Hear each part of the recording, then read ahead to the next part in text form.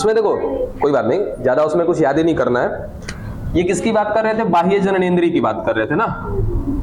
देखो तो last time पे जल्दी जल्दी हमने भी पढ़ा दिया था बाह्य जननेंद्रिय।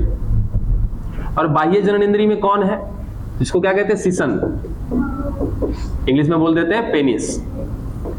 ठीक है, अब इसमें दो तीन ही बिंदु ही आपको दिमाग में रखने हैं। सबसे पहला चीज कि ये मांस पेशीय संरचना है, क्योंकि कहीं ना कहीं ये केवल और केवल किससे बना है? मांस पेशी से बना है, इसमें हड्डी नाम की कोई चीज नहीं है। अब कितनी प्रकार की पेशी है? तो याद रखना 2 प्रकार की पेशी। ठीक है, एक पेशी ऐसी जो अंदर का क्या बना रही है? मार्ग बना रही है। ठीक है, जिसको हमने कई नाम मूत्र मार्ग का नाम दे रखा है। तो मूत्र मार्ग कैसा है? अंदर से गोला होगा, ठीक है, या जैसा भी हो एक पाइप लाइक संरचना होगी, जैसे कि ये एक खोखला सा भाग हो गया जिसके अंदर से कहीं ना कहीं क्या रहा? मूत्र आ रहा है। तो ये क्या है? पूरा का पूरा एक मांस है। ठीक है, उसके बाद एक मांसल संरचना इसके ऊपर है, ये, और यही इसी का एक दूसरा भाग नीचे है, यानी कि इसी के ऊपर ये एक नीचे से एक टुकड़ा और एक टुकड़ा ऊपर से। तो ये दोनों एक ही मांसल है। ठीक है, बशर्ते अलग अलग मिल रहा है। ये एक संख्या और एक नीचे की संख्या। तो टोटल कितने हो गए? 1 2 3। ठीक है, तो टोटल कितने हो गए? 3। संख्या में 3। ठीक है, संख्या में 3, प्रकार में कितने? 2। एक प्रकार ये बीच वाला और एक प्रकार जो ऊपर और नीचे मिल रहा है। अब अंदर वाला जो नीचे मिल रहा है, जो एक ही संख्या में मिल रहा है, इसका नाम है क्या बाबू? स्पंजी पिंड, जिसको कॉर्पस स्पॉन्जियोसम कहते हैं। ठीक है, दूसरा ये वाला और ये नीचे वाला जो पृष्ठ भाग पर मिल रहा है, ऊपर और नीचे मिल रहा है, इसका नाम है क्या? सगु पिंड।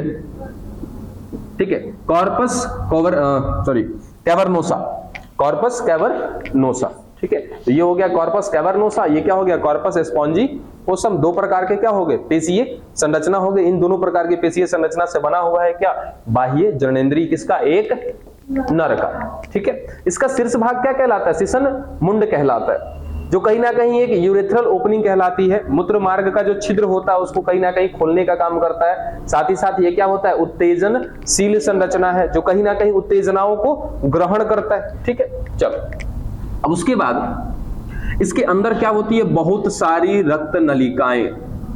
सबसे ज्यादा रक्त नलिकाएं यदि मिल रही हैं कहीं पर तो जननांगों में पाई जाती है, ये भी याद रखिएगा। तो क्या मिल रही है? रक्त नलिका मिल रही है। अब जैसे ही एक नर, अब होता क्या है कि नॉर्मली एक जो सहवास की क्रिया है, कॉपुलेशन की क्रिया, जिसमें एक नर अपने शिशन को योनि भाग में प्रवेश करता है, और उसके बाद जैसे ही प्रवेश करेगा ना तो उसके अंदर उत्तेजनाएं उत्पन्न होती है, और उत्तेजना को ग्रहण करने के बाद इस रक्त नलिकाओं में कहीं ना कहीं बहाव तेज हो जाता है। अब बहाव तेज होता है तो पीछे ये किससे जुड़ा हुआ है? वृषण से जुड़ा हुआ है। ठीक है, तो वृषण क्या करता है कि शुक्राणुओं को यहाँ से उठाएगा और उठा करके बाहर भेजने का काम करता है, और इसी रास्ते से होता हुआ फिर कहीं ना कहीं इस वृषण से बाहर निकलेगा। वृषण से बाहर आएगा तो कहाँ आएगा? वृषण जाल में पहले आ जाएगा, वृषण जाल से शुक्र वाहिनी में आएगा, फिर कहाँ आएगा? अधिवृषण में आएगा, अधिवृषण से शुक्र वाहक से होता हुआ कहीं ना कहीं आगे बढ़ जाएगा। आगे ग्रंथियां मिलेगी, वो ग्रंथियां क्या करेगी? तरल बनाई हुई है, उस तरल के साथ मिक्स हो जाएगा, और मिक्स होकर के इसी शिशन से बाहर आ जाएगा। ठीक है, तो यहां पर ये शिशन तन्य हो जाता है। तन्य मतलब कि तन जाता है, स्ट्रेट हो जाएगा, इसलिए इसको क्या कहते हैं कि ये कैसी संरचना है? उत्थानशील संरचना है। उत्थानशील का मतलब होता है ना कि जो अपने आकार में वृद्धि कर जाए, उसको कहते हैं उत्थानशील संरचना है। और ये एक ऐसा भाग है ना जो उत्तेजनाओं पर निर्भर करता है, ये उत्तेजनाओं को ग्रहण करता है। ठीक है, बस इतना ही इसमें याद रख लीजिए, और क्या ही याद रखना है, बस डन। अब उसके बाद जल्दी फटाफट बताओ कि हमें शुक्राणुओं का निर्माण पढ़ना चाहिए, पढ़ना है कि नहीं पढ़ना है? हम का टाइम पास कर रहे हो, सब जल्दी बताओ हाँ या ना।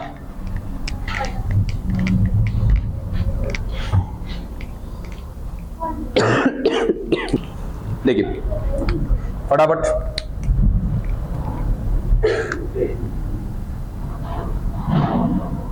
शुक्रजनक नलिका जो थी, ठीक है, अब इसमें हम केवल सीधा सीधा बात करते हैं कि कौन मिल रही है, इसमें जर्म कोशिकाएं मिल रही हैं, और उसके बाद सर्टोली कोशिका भी है। यह सब कहानी आपको पहले से पता है, ठीक है। और इस वाले खाली हिस्से को क्या नाम दिया था हमने, ल्यूमन। ठीक है, अब सुनना, इस छोटी वाली कोशिका को क्या नाम दिया था बच्चा, जर्म कोशिका। ठीक है, और अंदर हमने किसको पहुंचा दिया था, यहाँ लेडी कोशिका थी, टेस्टोस्टेरोन बना था, टेस्टोस्टेरोन को कहां पहुंचा दिया हमने, इसके अंदर पहुंचा दिया। चलो ये सब कहानी एकदम क्लियर है। अब टेस्टोस्टेरोन अंदर चला आया, अब की कहानी क्या होने वाली है वो देखिए। अब ये जर्म कोशिका थी, ठीक है, जर्म कोशिका कौन से स्तर की थी, जनन उपकला से आई थी ना, ये जनन उपकला में उपस्थित छोटी कोशिका को नाम दिया था हमने जर्म कोशिका। अब देखो एकदम एक एक बार, ये जो जर्म कोशिका है, ये जर्म कोशिका प्रवेश कर जाती है कहां पे, ल्यूमन में। ठीक है, जर्म कोशिका जो अभी कहां पर है, जनन उपकला में है, वो उस उपकला से निकल के कहां चली आती है, ल्यूमन में। ठीक है, ल्यूमन में। जैसे ही ल्यूमन में आएगी, मैं इस कोशिका का क्या करूंगा, नाम बदल दें, तो नाम बदल के क्या लिख देंगे इसका, PGC, प्राथमिक जर्म कोशिका। ठीक है, प्राथमिक जर्म कोशिका वही है जो जर्म कोशिका थी, कहां आ चुकी है ये, ल्यूमन में। क्या बोल दिया इसको, PGC। अब ये PGC क्या करती है, दो चीज। सबसे पहले क्या करने वाली है, गुणन। ठीक है, अब गुणन करने के बाद फिर दूसरा क्या करेगी, वृद्धि। तो पहले करते हैं गुणन, दूसरे में क्या करेंगे, इसकी वृद्धि करेंगे। ठीक है, अब गुणन करने का मतलब अपनी संख्या को बढ़ाना। तो ये PGC जो है, प्राथमिक जर्म कोशिका हिंदी में कहते हैं, प्राइमरी जर्म सेल इंग्लिश में कह देते हैं। अब ये क्या कर रही है, अपनी संख्या बढ़ा रही है, यानी कि गुणन कर रही है। गुणन करने के लिए कौन सा विभाजन, समसूत्री विभाजन। तो समसूत्री विभाजन करेगी तो अंदर क्या होता जाएगा, PGC की संख्या अंदर में बढ़ती चली जाएगी, बढ़ती चली जाएगी। ठीक है, चलो यहाँ पे PGC की संख्या बढ़ती चली जा रही है। सारे के सारे क्या कर रहे हैं, समसूत्री विभाजन। अभी ये PGC कैसी है, ये भी याद रखना, द्विगुणित है। ये सारे के सारे कैसे भी होंगे, द्विगुणित होंगे। ठीक है, अब जैसे ही हमने कह दिया कि इन्होंने क्या कर लिया, गुणन कर लिया, गुणन करने के बाद इनकी संख्या बढ़ गई, तो संख्या बढ़ गई तो इसका नाम भी क्या होना चाहिए, बदलना चाहिए। ठीक है, क्या इनका प्राथमिक नाम देख लेना, नाम हमको याद ना रहा है अभी, शुक्राणुजनक कोशिका ना, तो हाँ बिल्कुल बिल्कुल, शुक्राणु जनक कोशिका। ठीक है, तो अभी अभी क्या किया इसने, गुणन किया। गुणन करने के बाद जो कोशिका बनी है उसको हमने नाम दे दिया क्या, शुक्राणु जनक कोशिका। इंग्लिश में क्या बोला था, स्पर्मेटोसाइट, स्पर्मेटोगोनिया, स्पर्मेटोगोनिया। नाम गलती मत बताना बाबू। चलो ठीक है, हो गया। अब क्या करानी है बच्चा, हमको इसकी वृद्धि करानी है। संख्या इसने बढ़ा ली, अब क्या करानी है, वृद्धि करानी है। वृद्धि कराना है मतलब कि इसका आकार क्या हो जाएगा, बड़ा हो जाएगा। ठीक है, तो बड़ा हो गया। अब इसको नाम दे देते हैं क्या, प्राथमिक शुक्राणु कोशिका। ठीक है, प्राइमरी स्पर्मेटोसाइट ना, स्पर्मेटिड।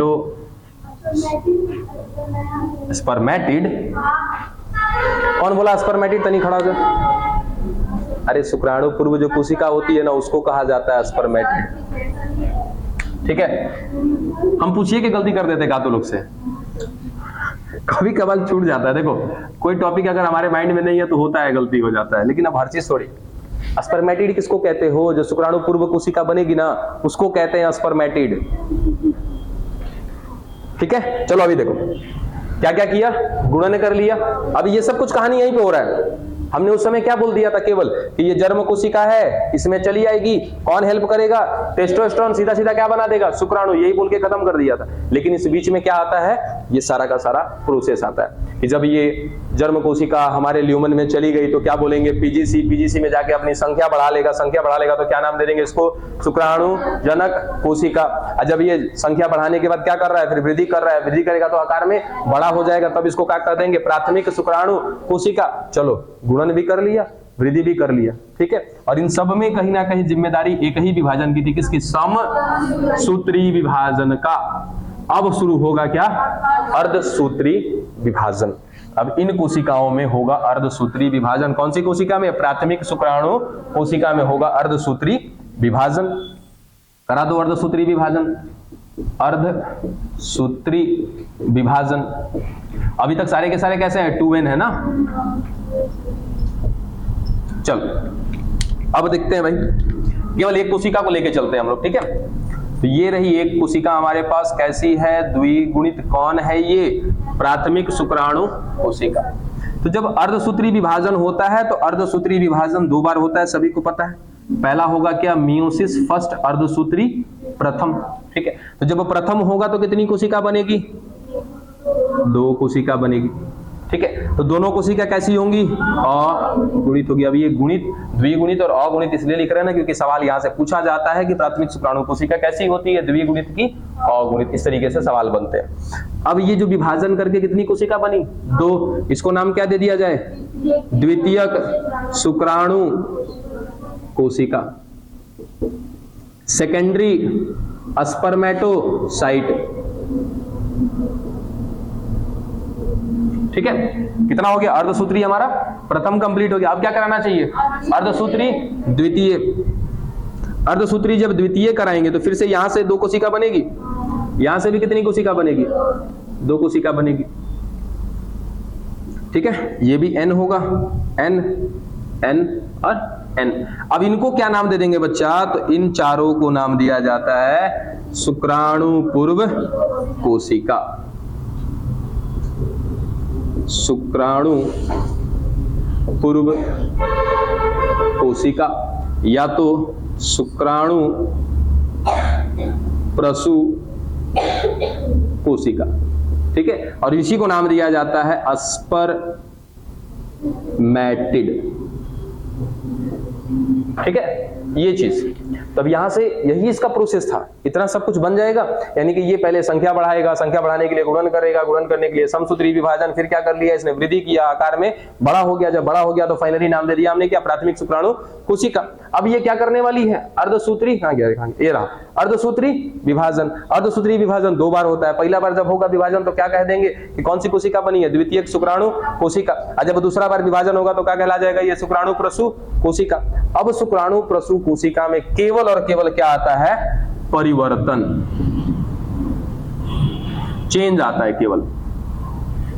चेंज आ करके क्या हुआ, कुछ छूटा है क्या, चेंज आएगा और किस में बदल जाएगा, ये शुक्राणु में। क्या हुआ, कुछ छूटा नहीं है ना। तो अब फाइनली यहां तक यही इसका प्रोसेस था, विभाजन का प्रोसेस याद रखिएगा क्या हुआ है। अब यहां से सवाल क्या क्या बनते हैं, कैसे बन जाता है, तो देखो इधर से सवाल क्या बनता है, जहां से अर्धसूत्री शुरू हुआ है ना, इसके ऊपर से कुछ सवाल बनते हैं और यहां से नीचे।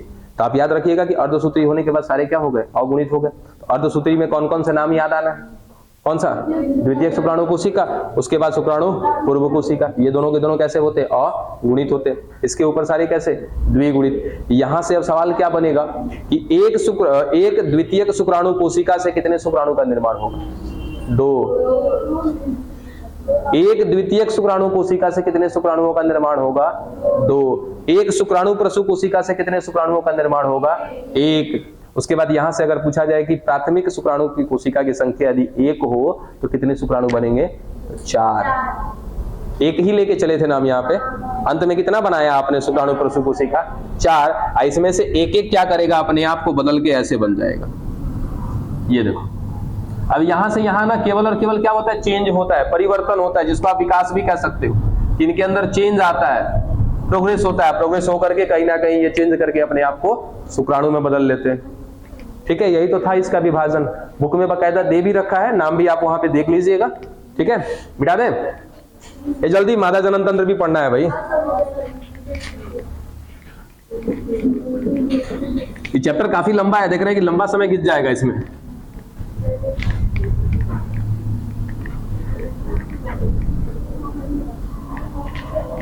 एक गलतुलो का भी छुट्टी ना है,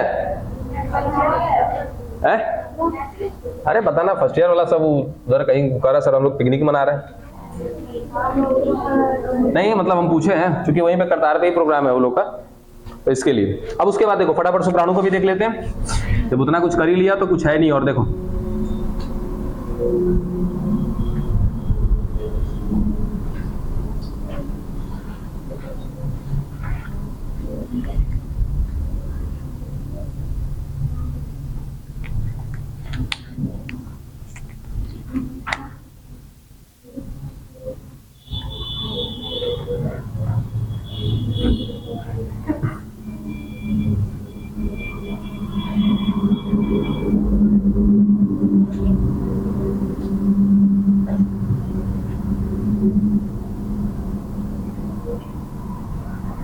कौन गुनगुना रही है जी?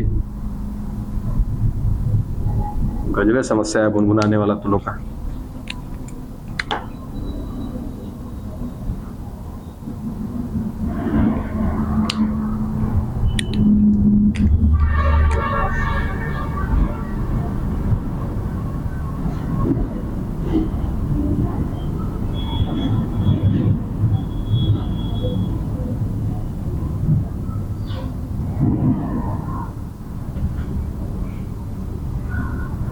चलो ठीक है। अब शुक्राणु जो होता है इसके कुछ भाग होते हैं। ये क्या होता है इसका सिर या शीर्ष, ठीक है। ये वाले हिस्से को क्या कहते हैं? ग्रीवा या नेक,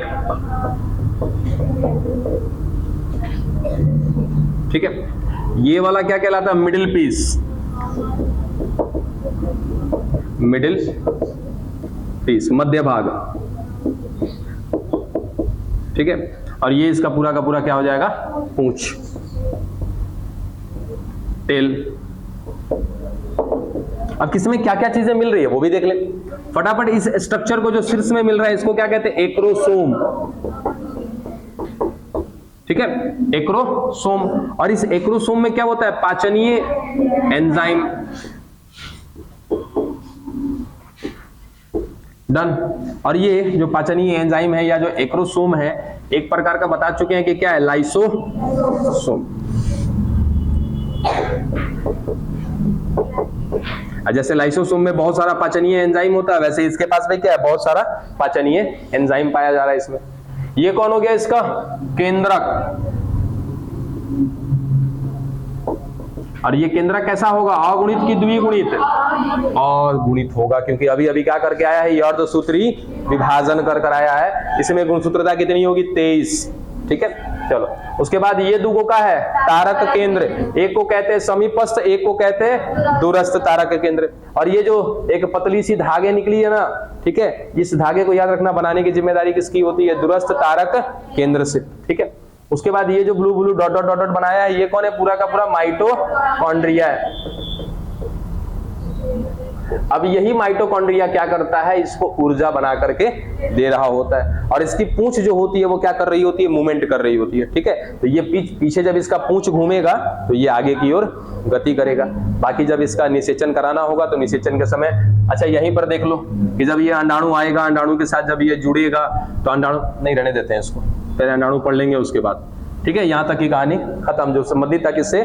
नर से। आए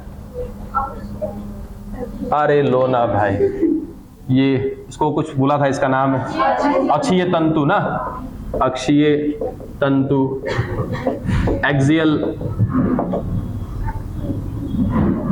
फिलामेंट। नामवा सब याद रखो, मिटा दें।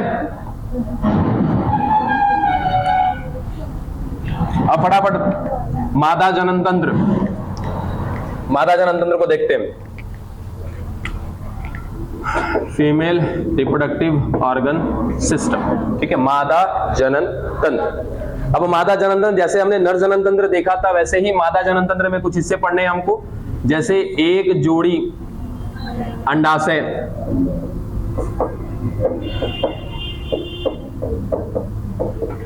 और यही अंडाशय क्या है? इसका मुख्य अंग है, ठीक है। दूसरा क्या पढ़ेंगे? सहायक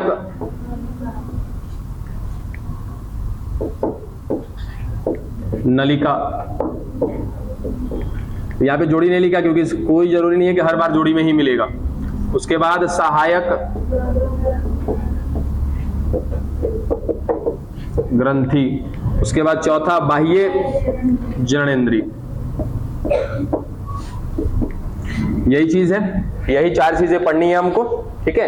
एक जोड़ी अंडाशय पढ़ेंगे, उसके बाद सहायक नलिका, उसके बाद सहायक ग्रंथि, उसके बाद बाह्य जननेंद्रिय। एक जोड़ी अंडाशय तो चलो ठीक है, तुरंत अभी पढ़ेंगे हम लोग। उसके बाद सहायक नलिका, सहायक नलिका यहीं पे बता देते हैं कौन कौन सी सहायक नलिका है। पहला है आपका फैलोपियन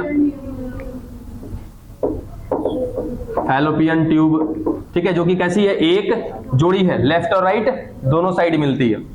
उसके बाद यूट्रस, गर्भाशय।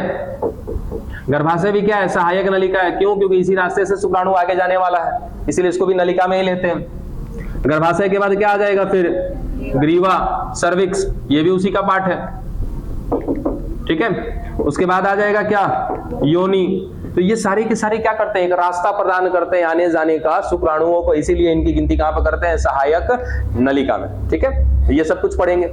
उसके बाद सहायक ग्रंथि की यदि मैं बात करूं तो सहायक ग्रंथि कौन कौन, दो। सबसे पहला अस्तन ग्रंथि और दूसरा बार्थोलीन ग्रंथि। तो ये दो ग्रंथियां पढ़ेंगे, बार्थोलीन ग्रंथि और अस्तन ग्रंथि। उसके बाद बाह्य जननेंद्रिय की बात करें तो बाह्य जननेंद्रिय का मतलब होता है कि जो अंदर जननांग है, ठीक है, वो जननांग शरीर के बाहर किसी हिस्से में खुल रहे होंगे, किसी अंग में खुल रहे होंगे, को क्या नाम देते हैं, बाह्य जननेंद्रिय। जैसे एक नर का जो सबसे बाह्य जनन अंग था वो कौन था, शिशन था, ठीक है। वैसे ही एक मादा में क्या होता है, वल्वा, जिसको क्या कहते हैं, भग, इंग्लिश में कहते हैं वल्वा।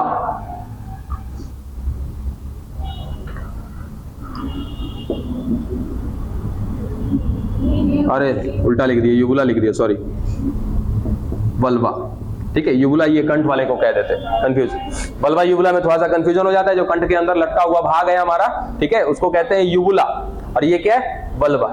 ये सब कुछ पढ़ना है, डन। फटाफट स्टार्ट करते हैं क्या, एक जोड़ी अंडाशय, ये सब कुछ पढ़ के खत्म करना है हमें।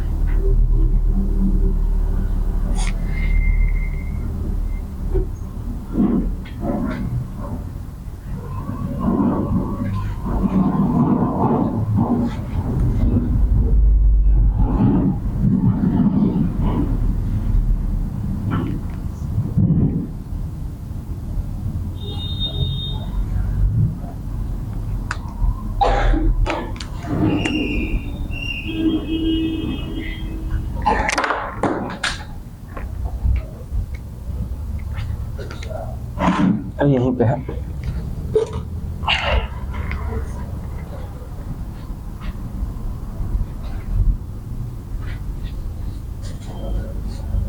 लगभग सारा कुछ क्लियर। चलिए अब फटाफट क्या देखना है बच्चा हमको, एक जोड़ी अंडाशय। तो बात करें अंडाशय का हम लोग, तो फटाफट ध्यान दीजिएगा, क्या है हमारा, एक जोड़ी पाया जाता है, ठीक है। कहां पर होता है, तो दूसरा बात याद रखिएगा, पहला कि ये एक जोड़ी में है, दूसरा देखो नर में भी हम बताना भूल गए थे कि हमारे शरीर का कुछ खंड होता है ना, सिर, ग्रीवा, वक्ष, उसके बाद श्रोणी। तो नर का भी जो जनन भाग होता है वो कौन से हिस्से में पाया जाता है, श्रोणी भाग में, पेल्विस पार्ट में, ठीक है। तो वैसे ही यहाँ पे दूसरा याद रखिएगा कि ये जो जननांग है वो कौन से भाग में मिल रहा है, श्रोणी भाग में, जिसको कहते हैं इंग्लिश में पेल्विस, ठीक है, ये पेल्विस के पार्ट में मिल रहा है, ठीक है। दूसरा कितना है, ये एक जोड़ी है। अब लोकेशन की बात करें, इसकी स्थिति की बात करें, तो याद रखना कहां पे, ये जो दोनों साइड किडनी होती है ना, तो इस किडनी के ठीक पीछे इस हिस्से में क्या पाया जाता है, अंडाशय, जो कैसा होता है, बादाम के आकार का, ठीक है। बादाम का आकार थोड़ा सा कुछ ऐसा होता है, हल्का सा ना, बस ऐसे, भले हम क्या करते हैं, गोला बना देते, एक्चुअल में ऐसा होता नहीं।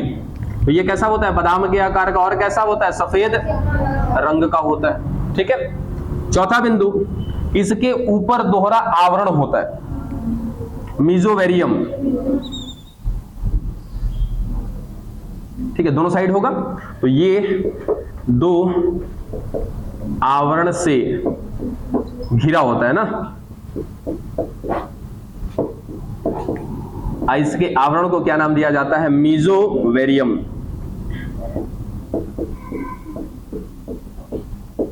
मीजोवेरियम क्या है? तो मीजोवेरियम वो संरचना है जो अंडाशय के बाहर बाहर दोहरा आवरण बना रही है, ठीक है, मीजोवेरियम। उसके बाद ये एक संरचना के द्वारा ऐसे जुड़ा रहता है, किसके साथ? गर्भाशय के साथ, जिसको नाम दिया जाता है अंडाशयी स्नायु। पांचवा, अंडाशयी स्नायु, ओवेरियल लिगामेंट बोलते हैं, स्नायु। ठीक है, यहां तक की बात क्लियर? ये बाहर बाहर इसका दोहरा आवरण मीजोवेरियम। बोलो, यहां तक कोई दिक्कत नहीं रहेगा? इसकी लंबाई चौड़ाई मिलेगी, लंबाई चौड़ाई जाकर तो लोग खोजना, लंबाई चौड़ाई से अपना मतलब है। यहां तक क्लियर है? बिठा दे इसको, फटाफट इसके अंदर की गतिविधि को देखते हैं कि गतिविधियां क्या होती है इसके अंदर।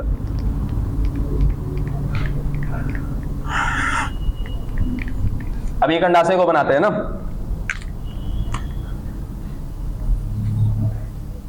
ये पूरा का पूरा एक अंडाशय, ठीक है। अब अंडाशय के बाहर बाहर क्या होगा बच्चा? इसका आवरण दोहरा वाला, जिसका नाम होगा क्या? मीजोवेरियम, ठीक है। अब मीजोवेरियम जो है दोहरा आवरण है, मीजोवेरियम को यदि हम छोड़ दें तो मीजोवेरियम के बाद जो अंदर की स्तर मिलती है इसको कहा जाता है जनन उपकला।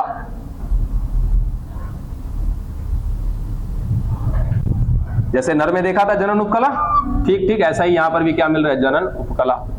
जनन उपकला की जो कोशिकाएं होंगी वो क्या कहलाएंगी? जर्म कोशिका कहलाएंगी।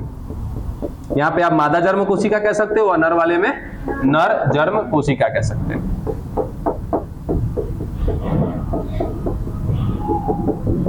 चलो, उसके बाद अंदर ये जो खोखला सा भाग दिख रहा है, ठीक है, इस खोखले से भाग को क्या कहते हैं? स्ट्रोमा।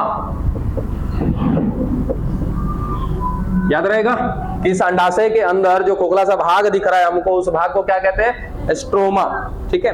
ये स्ट्रोमा के दो भाग होते हैं, ठीक है, अंदर में। अब जैसे खोखला सा भाग कहें या अंदर थोड़ा सा तरल जैसा संरचना मिल रहा है, उसको हम क्या कहते हैं? स्ट्रोमा। वो तरल, वो हिस्सा बीच में क्या होता है? गाढ़ा होता है। तो बीच में जहां पे गाढ़ा है उसको नाम दिया जाता है मध्यांश।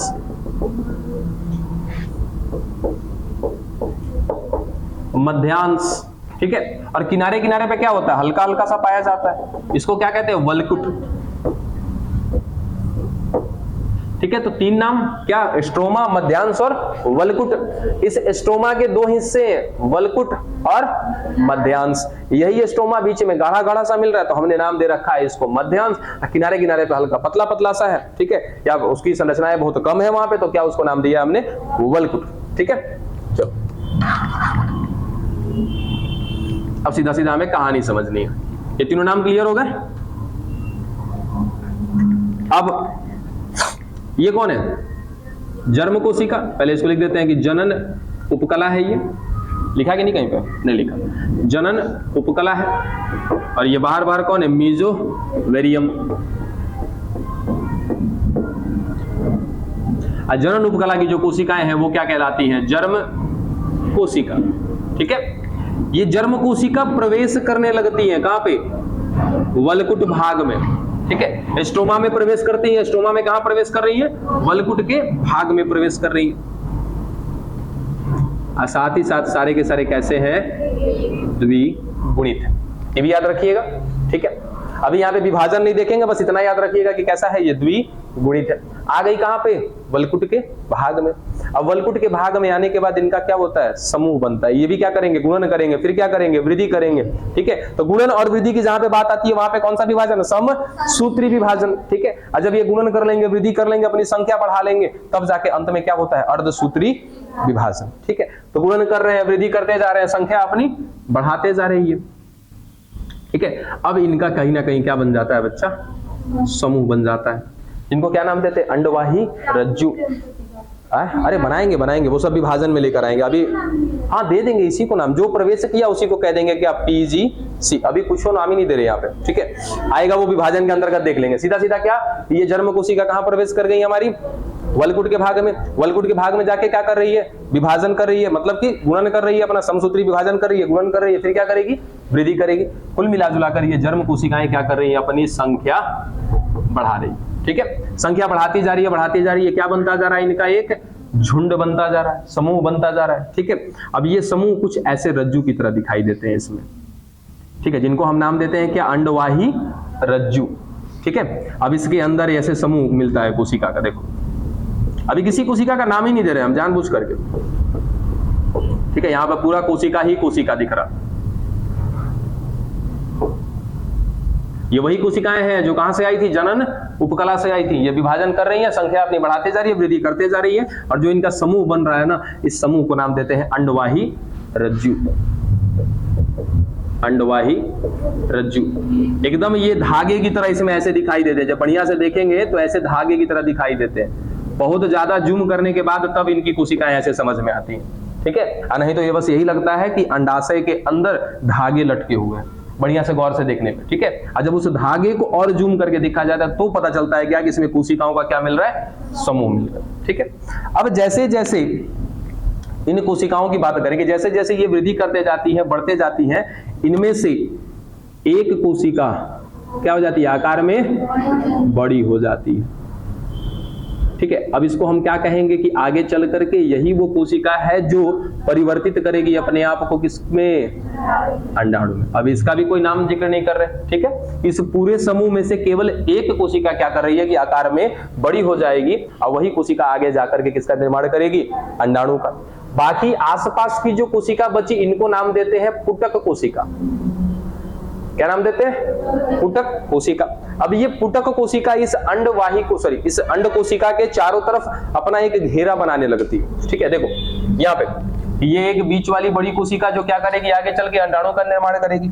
इसके बाहर बाहर कौन दिख रहा है अभी, पुटक कोशिका, ये लो। तो पुटक कोशिका ऐसे इसको घेरते जाती है। अभी पुटक कोशिका का कितना आवरण दिखाई दे रहा, एक। इस संरचना को नाम देते हैं प्राथमिक पुट्टिका। ठीक है, फिर इसके बाहर क्या करेगी, और पुटक कोशिका की संख्या बढ़ती जाएगी। काहे, क्योंकि ये क्या कर रही है, गुणन कर रही है, और क्या कर रही है, वृद्धि कर रही है। दोबारा और बना लिया एक आवरण, इसको नाम देते हैं क्या, द्वितीयक पुट्टिका। ठीक है, और बाहर संरचना बढ़ाएगी, फिर क्या होगा, तृतीयक पुट्टिका। ऐसे करते करते फाइनली जब बहुत सारे स्तर हो जाएंगे तब इसको नाम दिया जाता है क्या बच्चा, ग्राफियन पुट्टिका। तो फाइनली हम एक यहाँ पे संरचना बना देते हैं। ये एक अंड कोशिका, और इसके बाहर ये जो आसपास की कोशिका थी इनको हमने बोल दिया पुटक कोशिका। इस पुटक कोशिका ने कहीं ना कहीं पहला जब स्तर चढ़ाया तो बोल दिया इस संरचना को प्राथमिक पुट्टिका। फिर दूसरा स्तर आया तो द्वितीयक पुट्टिका, फिर तृतीयक पुट्टिका। ऐसे करते करते जब बहुत सारे स्तर हो जाएंगे तब जाकर के हम इसको नाम दे देंगे क्या, ग्राफियन पुट्टिका। ग्राफियन पुट्टिका। ठीक है, ये सब कुछ कहानी कहां पे चल रही है बच्चा, अंडाशय के अंदर चल रही है। ठीक है, क्या बना दिया हमने, ग्राफियन पुट्टिका। अच्छा, अब यहां पर ये सब कुछ कहानी तो हो ही रही है, साथ ही साथ ये भी ध्यान रखना है ना कि ये सब कुछ कहानी कब हुई है, बताया था अभी आपको। ऐसे डिटेल में भी आएंगे जब इसका विभाजन देख लेंगे, जब नर का देख लिया तो इसका भी देख लेंगे। ठीक है, तो वहां विभाजन में क्लियर होगा कि कौन सी कहानी जन्म से पहले है और कौन सी कहानी जन्म के बाद। लास्ट में जाके इसको क्या कहते हैं, ऊगोनिया कहते हैं, है ना। जन्म से पहले लगभग 70 लाख के आसपास ऊगोनिया का निर्माण हो जाता है। ठीक ना। तो अब इस महिला की अगर मैं बात करूं तो कितना उम्र चाहिए, 10 से 12 वर्ष। जैसे ही 10 से 12 वर्ष की उम्र में आएगी, इस महिला के अंदर भी क्या होगा, हाइपोथैलेमस स्टार्ट हो जाएगा।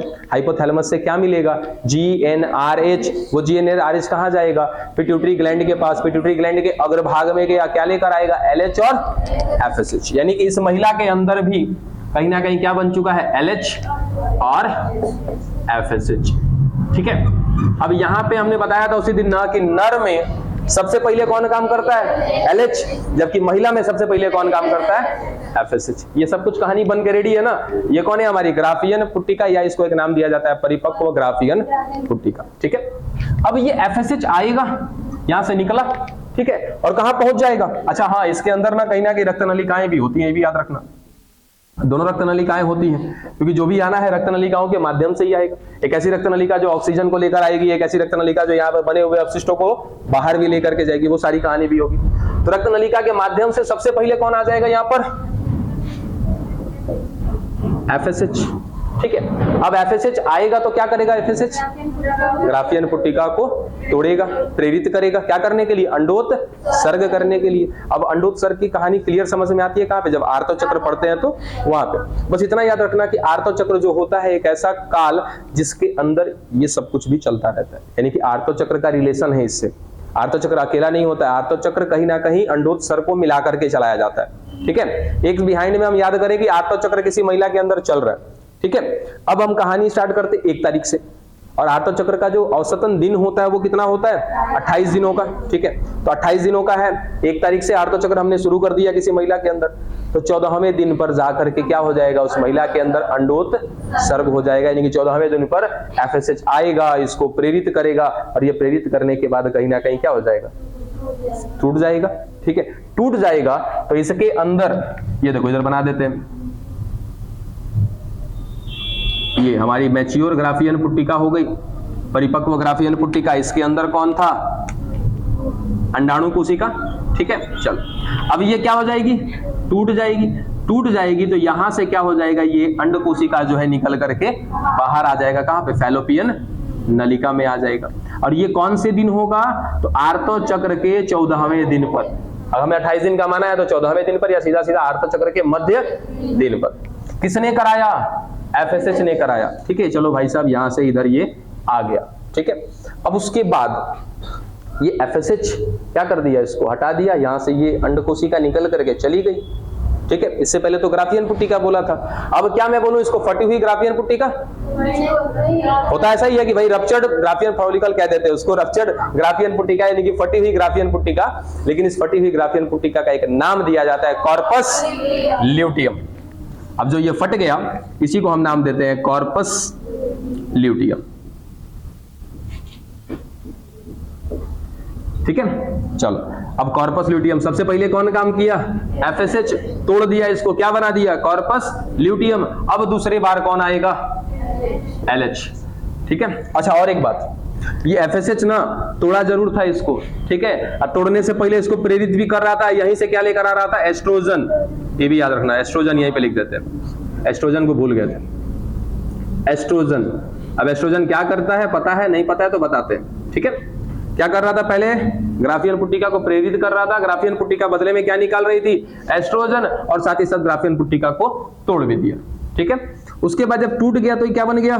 Corpus luteum. इस कॉर्पस ल्यूटियम को अब कौन आकर के प्रेरित कर रहा है? एलएच। जब कॉर्पस ल्यूटियम प्रेरित होगा ना तब ये क्या निकाल करके दे देगा? प्रोजेस्टेरॉन। तो हमारे पास 2 हार्मोन मिल गए, कौन कौन है? एस्ट्रोजन, और दूसरा कौन? प्रोजेस्टेरॉन। ये सब कहानी होती है एक अंडाशय के अंदर। हमने कहानी देखी है, इस कहानी के बीच में बहुत सारे विभाजन बाकी है, बहुत सारे चरण बाकी है, वो बाद में देखेंगे नेक्स्ट सीन में। क्या यहाँ तक की बातें समझ में आ गई? क्या क्या हुआ? क्या था हमारे पास? मीजोवेरियम, मीजोवेरियम के नीचे क्या मिला था? जनन उपकला। उस जनन उपकला की एक एक कोशिका को नाम दिया क्या हमने? जर्म कोशिका। वो जर्म कोशिका आने लगी, कहां पर आने लगी? एस्ट्रोमा में। क्या नाम देते हैं? नाम को भी दिमाग में मत रखो, ठीक है। एस्ट्रोमा में चली आई, ठीक है। एस्ट्रोमा के कौन से भाग में आई? बस इतना याद रखना, कौन से भाग में? वल्कुट में आई। वल्कुट में आने के बाद ये गुणन कर रही है, अपनी संख्या को बढ़ा रही है, मतलब कि समसूत्री विभाजन कर रही है। समसूत्री विभाजन करेगी, फिर वृद्धि करेगी, अपनी संख्या बढ़ाते बढ़ाते बढ़ाते बढ़ाते क्या कर रही है? अपना समूह बनाते जा रही है, और वो धागे की तरह उस अंडाशय में लटकती हुई प्रतीत होती है, जिस वजह से इसको नाम दिया जाता है कि अंडाशयी रज्जु, अंडवाही रज्जु, ठीक है। अब इसी अंडवाही रज्जु में, इसी कोशिका के समूह में एक कोशिका क्या हो जाती है? बड़ी। ये आगे चल के किसका निर्माण करेगी? अंडाणु का। इसके बाहर बाहर जो कोशिकाएं बची हैं, अब हम उन कोशिका को नाम देते हैं क्या? पुटक कोशिका। अगर इन पुटक कोशिका का एक स्तर मिले तो क्या कहेंगे? प्राथमिक कोशिका। 2 मिला तो द्वितीय, 3 मिला तो तृतीय, इसके आगे बढ़ता जाएगा तो उसको कह देंगे एक परिपक्व ग्राफियन पुट्टिका। उस परिपक्व ग्राफियन पुट्टिका को सबसे पहले कौन आगे प्रेरित करेगा? एफएसएच। एफएसएच आएगा, प्रेरित करेगा, क्या निकलवाएगा? एस्ट्रोजन। साथ ही साथ इस ग्राफियन पुट्टिका को तोड़ भी दिया जाएगा। जब ग्राफियन पुट्टिका टूटेगी तो कौन से समय में टूटेगी? आर्तव चक्र के मध्य दिन पर टूटेगी। क्या हो जाएगा? अंडोत्सर्ग। यहां से अंडाणु निकल करके कहां चला जाएगा? फैलोपियन नलिका में चला जाएगा। अब क्या बचा हमारे पास? फटी हुई ग्राफियन पुट्टिका, जिसको नाम दिया जाता है क्या? Corpus luteum. इस कॉर्पस ल्यूटियम को लगातार कौन प्रेरित करता रहेगा? एलएच। बदले में ये कॉर्पस ल्यूटियम क्या देता रहेगा? प्रोजेस्टेरॉन, ठीक है। तो हमने फाइनली 2 ही चीजें निकाली है यहां से, एस्ट्रोजन, सॉरी 3 चीज, एस्ट्रोजन, प्रोजेस्टेरॉन और अंडाणु, क्या मैं इसको अंडाणु कह सकता हूँ? द्वितीयक अंडक होता है ये, जब शुक्राणु टच करेगा तब इसका एक फाइनल डिवीजन कंप्लीट होता है। चलो फिलहाल के लिए अंडाणु, यहां तक की कहानी क्लियर हुई? मिटा दें इसको।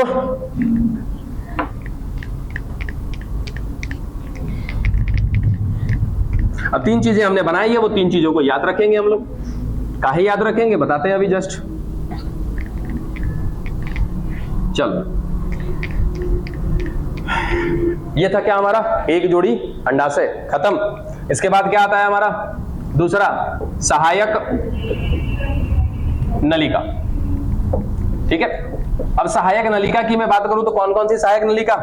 पहला फैलोपियन ट्यूब, ठीक है। दूसरा हमारा कौन, गर्भाशय। गर्भाशय का निचला हिस्सा कौन, ग्रीवा। उसके बाद कौन, योनि। ये चारों के चारों क्या है, सहायक नलिका। ठीक है, अब इस फैलोपियन नलिका की मैं बात करूं तो इसके 3 हिस्से होते हैं। सबसे पहले इस हिस्से को क्या कहते हैं, इनफंडिब्यूलम। इनफंडिब्यूलम फंडी युक्त संरचना, ठीक है, जो कीप के आकार की है। उसके बाद इस हिस्से को कहा जाता है क्या, एम्पुला। और ये सबसे लास्ट वाले हिस्से को इस्थमस। हिंदी नाम तो लोग खोजना, ठीक है, आराम से। इसी को क्या बोला था, संकीर्ण पथ बोला था ना जी, जो होता है देख लीजिएगा। इनफंडिब्यूलम, मध्य भाग को क्या बोला, एम्पुला। उसके बाद क्या, इस्थमस। ये तीनों के तीनों फैलोपियन के भाग हैं। ये अंडाणु जाते जाते जाते जाते कहां पर इंतजार करता है, इस्थमस और एम्पुला के संधि स्थल पर, वहीं पर निषेचन के लिए इंतजार कर रहा होता है। अब आगे चलो, नलिकाएं देख ली, यहाँ फैलोपियन नलिका हो गई। उसके बाद किसकी बात करते हैं, गर्भाशय की। इसको भी समझ लेते हैं। गर्भाशय, तो गर्भाशय क्या है, वो खाली स्थान, वो जगह जहां पर आकर के शिशु पल रहा होता है। ठीक है, इस गर्भाशय का सबसे ऊपरी भाग जो उभार युक्त है, फूला हुआ है, इसको क्या कहते हैं, फंडस। इंग्लिश में भी फंडस ही बोलते हैं। ठीक है, बाकी जो हिस्सा इसका बच जाता है इसको कहा जाता है काय या बॉडी। ठीक है, अब ये काय या बॉडी से ही बना हुआ है क्या आपका फंडस, यानी कि इसी का भाग है। काय हमने पूरे गर्भाशय को नाम दे दिया, इसका सबसे ऊपरी भाग को क्या नाम दे दिया, फंडस। अब इस गर्भाशय से नीचे आएंगे तो ये हिस्सा कहलाता है ग्रीवा, सर्विक्स, और इससे और नीचे आएंगे तो क्या कहलाता है, योनि, वेजाइना। ठीक है, चलो यहां तक की बात खत्म हो गई। अब उसके बाद क्या करा दें, इसको भी मिटा दें क्या?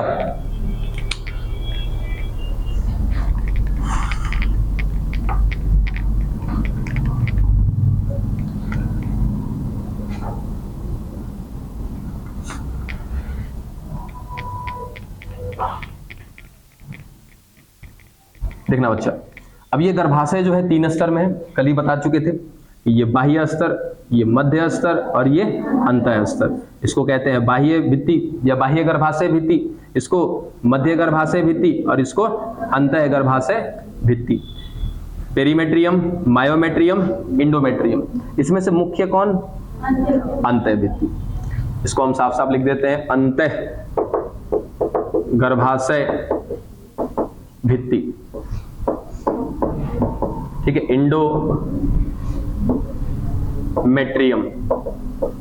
अब इंडोमेट्रियम के बारे में याद रखिएगा, ये कैसी होती है, संवहनीय होती है। संवहनीय होती है, संवहनीय मतलब बहने लायक होती है, और ये बनी होती है किससे, रक्त से।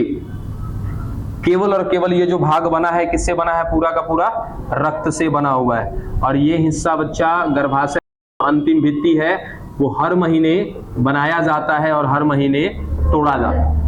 ठीक है, अब क्यों बनाया जाता है, क्यों तोड़ा जाता है, इसके पीछे का एक ही लॉजिक है कि ये रहेगा ना गर्भाशय की अंतः भित्ति, तभी इधर से जो युग्मनज बनकर आएगा और युग्मनज यहीं पर चिपक जाएगा। ठीक है, चलो यहाँ पे हमने अंडाणु निकाल दिया है ना, अंडाणु को मान के चले कि यहाँ भेज देते। चलो अंडाणु अभी निकला ही नहीं है, ऐसा समझते हैं, अंडाणु अभी निकला ही नहीं है। ठीक है, हम सीधा सीधा यहीं पे हल्का सा व्यू देखते हैं किसका, आर्तव चक्र का। आर्तव चक्र का, आर्तव चक्र कहीं ना कहीं 1 से 28 दिन का। ठीक है, अब आर्तव चक्र के शुरुआती दिनों में क्या होता है, चलो ये गर्भाशय की अंतःभित्ति मान लो यहाँ पे नहीं है। ठीक है, तो नहीं है तो इससे पहले इस अंडाशय के अंदर से कहीं ना कहीं सबसे पहला हार्मोन क्या बनवाया गया था, एस्ट्रोजन। याद करो, सबसे पहला हार्मोन क्या था, एस्ट्रोजन। ठीक है, उस महिला के अंदर उस महीने में सबसे पहला जो हार्मोन मिला वो क्या मिला? एस्ट्रोजन। किसने निकलवाया? FSH ने। वो एस्ट्रोजन आएगा और इस गर्भाशय का अंतःभित्ति का निर्माण कर देगा। याद रखना कहां गया अंतःभित्ति, ये रहा। अंतःभित्ति का जो निर्माण है वो निर्माण कौन करता है? एस्ट्रोजन। तो सबसे पहले हमको एस्ट्रोजन मिला और ये एस्ट्रोजन क्या करेगा? इस गर्भाशय की अंतःभित्ति को रेडी करके दे देगा। ठीक है, चलो रेडी हो गया। फिर क्या हो गया? आर्तव चक्र का मध्य दिन आया। मध्य दिन आया तो यहां से अंडाणु निकल के कहां चला गया? फैलोपियन नलिका में। अब फैलोपियन नलिका में भी यहां संधि भाग पर आकर के इंतजार कर रहा है। चलो अब हम कह देते हैं कि इधर से क्या आ गया? शुक्राणु। अब शुक्राणु आएगा तो कैसे पता चलेगा कि इधर जाना है? तो अंडाणु एक रसायन स्रावित करता रहता है जिसका नाम है फर्टिलाइजन। फर्टिलाइजन, ठीक है। और जो इधर से शुक्राणु आते हैं ना, इन शुक्राणु के पास क्या होते हैं? कुछ रसायन जिसको कहते हैं एंटी फर्टिलाइजन। ये दोनों रसायन आपस में एक दूसरे को आकर्षित करते हैं, आप ऐसा कह सकते हैं। ठीक है, जिसके वजह से कहीं ना कहीं ये शुक्राणु इस दिशा में गति कर जाएगा, ये शुक्राणु इधर से इधर चला जाएगा। तो शुक्राणु जब यहां पहुंच जाएगा तो क्या कर देगा बच्चा? निषेचन कर देगा। निषेचन कर देगा तो क्या बन जाएगा? युग्मनज।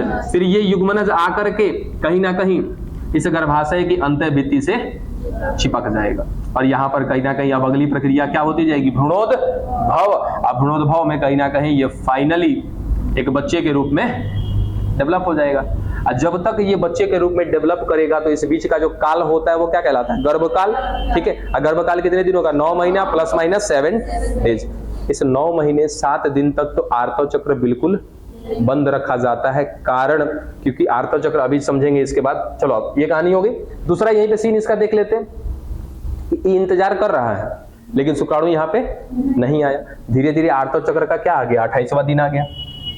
ठीक है, अब आर्तव चक्र का जब 28वां दिन आ गया, इसी बीच में हमको एस्ट्रोजन के बाद दूसरा क्या मिल गया होगा? प्रोजेस्टेरॉन। चलो सबसे पहला एस्ट्रोजन आया, इसने क्या कर दिया? इसको बना दिया। उसके बाद दूसरा कौन निकला? प्रोजेस्टेरॉन। तो प्रोजेस्टेरॉन याद रखना इसको क्या करता है? मेंटेन करता है। मेंटेन बनाया किसने? एस्ट्रोजन ने। और उसको बनाए रखने का काम कौन करता है? प्रोजेस्टेरॉन। गर्भाशय की अंतःभित्ति बना दिया एस्ट्रोजन ने और उसको 28 दिन तक मेंटेन रखेगा कौन? प्रोजेस्टेरॉन। ठीक है, तब तक मेंटेन रखेगा जब तक निषेचन हो ना जाए या फिर जो भी कहानी आगे बनने वाली है। हो जाएगा तो ये मेंटेन तब तक ये मेंटेन रखा होगा। अब आगे शुक्राणु यहाँ पे नहीं आया। नहीं आया तो क्या हुआ? निषेचन हुआ कि नहीं हुआ? नहीं हुआ। अब ये अंडाणु की जो कोशिका है ये क्या है? खराब, विकृत हो गई है। अब इसका कोई कार्य नहीं है। इसको क्या करना होगा? बाहर निकालना होगा। तो बाहर निकालने के लिए सोचो यहाँ पे दो हार्मोन काम कर रहा है ना। एक काम कर रहा है कौन? एस्ट्रोजन। दूसरा कौन काम कर रहा है? प्रोजेस्टेरॉन। एस्ट्रोजन ने केवल निर्माण करके छोड़ दिया था, अब प्रोजेस्टेरॉन इसको ऐसे बना के मेंटेन करके रखा हुआ है। क्यों? क्योंकि इसको ये जानकारी है कि ऊपर से कौन आने वाला है? युग्मनज। और उस युग्मनज को ला करके इसी अंतःभित्ति के साथ जोड़ना है। इस इंतजार में ये मेंटेन करके रखा था। लेकिन देखते देखते देखते देखते 28वां दिन आ गया लगभग और निषेचन नहीं हुआ। तो निषेचन नहीं हुआ तो अब क्या करना पड़ेगा? इस अंडाणु को बाहर करना पड़ेगा। ठीक है, तो इन दोनों हार्मोन को लाने वाला एस्ट्रोजन और प्रोजेस्टेरॉन को मेंटेन करने वाला कौन है? LH और FSH। ठीक है, अंतिम दिनों में 28वें दिन जाते जाते LH का और FSH का स्तर गिर जाता है, यानी कि LH और FSH का लेवल डाउन हो जाएगा, कम हो जाएगा। जैसे ही LH और FSH का स्तर डाउन होगा, इधर एस्ट्रोजन और प्रोजेस्टेरॉन का स्तर डाउन हो जाएगा। यही दोनों था जो इसको एक ने बनाया था, दूसरे ने क्या करना था? मेंटेन करना था। जैसे इनका स्तर गिरेगा ना, ये क्या है? रक्त है। ठीक वैसी कहानी है कि जब मान लो कि एक बर्फ का टुकड़ा है, उसको मेंटेन रखना है तो क्या करना पड़ेगा? फ्रिज में रखना पड़ेगा। अब फ्रिज से बाहर निकाल दोगे तो क्या हो जाएगा? तो पिघलना चालू हो जाएगा ना। ठीक ऐसी ही कहानी होती है कि हमने इनको कम कर दिया। इनको कम करने के लिए किसको कम किया गया? LH और FSH को। जब ये कम हुए तो उल्टे ये कम हो गए, और जैसे ही ये कम हुए तो भाई साहब यही तो मेंटेन रखे थे इसको, तुरंत क्या हो जाएगा? ये स्तर टूटने लगेगा। और ये स्तर बना किससे था? रक्त से। साफ साफ लिखा था हमने वहां पे, ये संवहनीय है, मतलब कि ये किससे बनी हुई है? रक्त से बनी हुई है। अब यहाँ पे रक्त कहीं ना कहीं क्या होने लगेगा? बाहर आने लगेगा चारों तरफ से।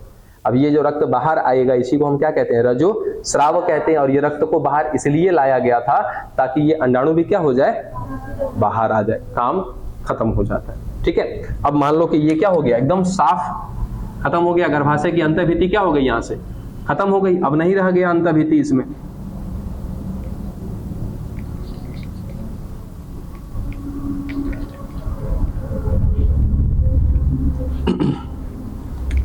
केवल इसमें क्या बच गया, इसका मध्य भित्ति। ठीक है, तो 2-4 दिन तक, 5 दिन तक क्या होता है, रक्त का स्राव होता है। उस रक्त स्राव में कहीं ना कहीं गर्भाशय की अंतःभित्ति टूट करके आ रही होती है बाहर। अब ये सब कहानी खत्म, गर्भाशय एकदम फ्रेश। फिर ये 28वां दिन से लेकर के कहीं ना कहीं 4 से 5 दिन क्या हो जाता है, ब्लीडिंग होता है।